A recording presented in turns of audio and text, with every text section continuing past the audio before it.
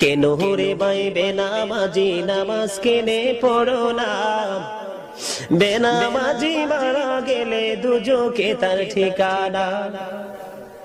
কেন রে বাইবে নামাজি নামাজ কেনে পড়ো না, বেনামাজি মারা গেলে দুজকে তার ঠিকানা। প্রথমত আসবে ফজর, পড়বে ফজর যে জনা, ফজর হবে পায়ের খরম, তামার তাপ লাগবে না। ফজর হবে পায়ের খরম, তামার তাপ লাগবে না।